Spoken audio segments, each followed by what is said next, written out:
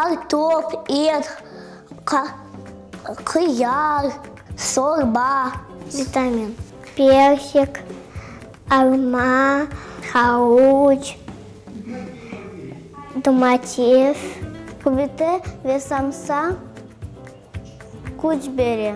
Чтобы быть здоровым, надо кушать овсяную кашу. Свежие продукты, яблоки и груши. Чтобы человек был здоровым, должны кушать мясо и овощи. Овощи и фрукты и витамины. Витамины растут на деревьях.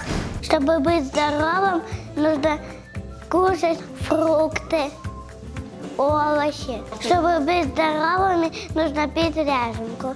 Маслом, хлебом, и еще пить молоко, ряженку, кефир.